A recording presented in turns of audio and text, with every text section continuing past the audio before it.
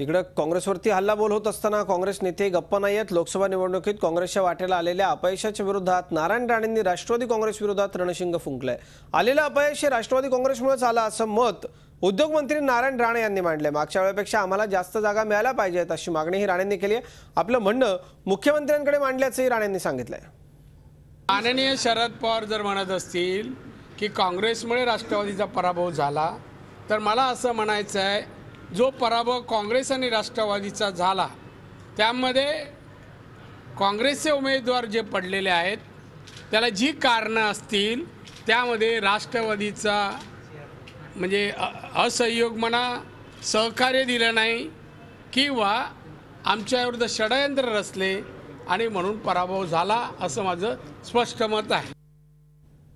दीपक भातुसे आणि रौनक कुकडे हे आमचे दोघेही सहकारी आमचे प्रतिनिधी आपल्या बरोबर आहेत। आपण त्यांच्याकडून या सगळ्या संदर्भामध्ये अधिक माहिती जाणून घेणार आहोत। सुरुवातीला आपण जाऊया दीपक भातुसेंच्याकडे। दीपक, एकूण अपयशाला कुणीही वाली नसतो, कुणीही बाप नसतो हे पुन्हा एकदा स्पष्ट झालंय।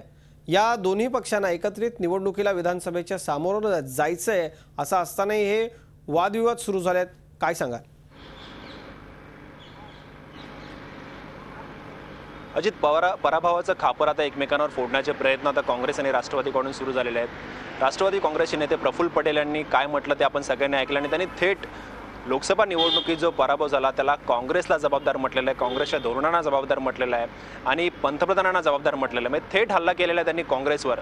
दुसरीकडे शरद पवार आणि आत्तापासूनच आता काँग्रेसवर दबाव टाकण्याचा प्रयत्न सुरू केलेला आहे। विधानसभाच्या जागा वाटप जेव्हा होईल तेव्हा जास्तीत जास्त जागा पदरात पाडून घेण्याचा तर राष्ट्रवादी काँग्रेसचा प्रयत्न असणार आहे आणि त्याच्यासाठीच आता राष्ट्रवादी पुन्हा एकदा आक्रमक झालेले आहे। आपण जर इतिहास बघितला तर प्रत्येक निवडणुकीत जागा वाटपाच्या वेळेला राष्ट्रवादी काँग्रेसवर आक्रमक असते आणि जास्तीत जास्त जागा आपल्या पदरात पाडून घेण्याचा राष्ट्रवादीचा प्रयत्न असतो। परंतु 2009 साली ते होऊ शकलेलं नाही आहे। 2009च्या विधानसभाचं जागा वाटप जेव्हा झालं तेव्हा काँग्रेसने राष्ट्रवादीला जास्त जागा दिल्या नाहीत आणि त्याचं कारण दिलं होतं काँग्रेसने की मागच्या लोकसभा निवडणुकीत काँग्रेसच्या जास्त जागा निवडून आल्या होत्या, राष्ट्रवादीच्या कमी होत्या।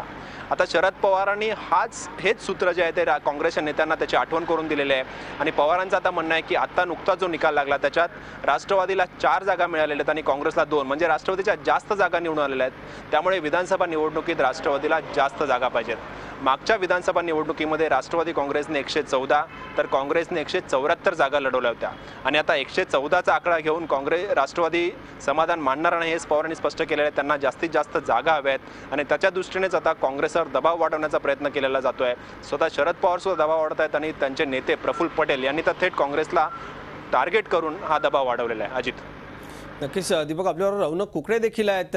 या सगळ्यात महत्त्वाचं म्हणजे या सगळ्याच्या पाठीमागे आता एकमेकांच्या विरोधातली नाराजी निवडणुकीतली असली तरी दोन्ही पक्षांचा प्रयत्न आहे की जागा वाटप आपल्याला जास्त जागा मिळाव्या। रौनक, आपण नारायण राणेंनी प्रतिक्रिया दिली त्या ठिकाणी आपण होतात, काय नेमकं म्हणणं होतं नारायण राणेंचं? नारायण राणेंनी जोरदार पलटवार केलाय, उलट काँग्रेसला जागा जास्त मिळायला पाहिजे असं ते म्हणतात, काय म्हणाले राणे?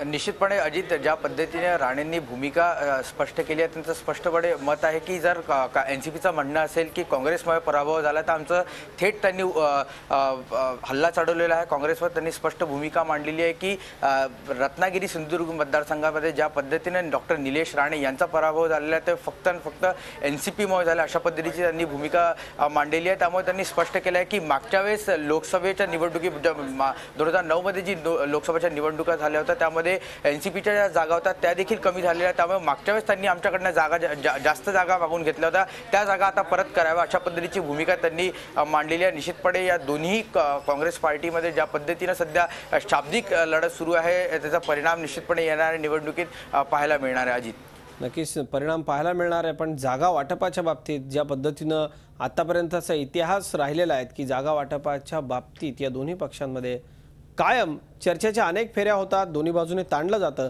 पण आत्ता लोकसभा निवडणुकीमधल्या दणदणीत पराभवानंतर नेमकं चित्र काय असेल ते पाहणं औत्सुक्याचं असेल। दीपक भातुसे आणि रौनक कुकडे आपल्या दोघांचे या माहितीसाठी धन्यवाद। झी 24 तास रहा एक पाऊल पुढे।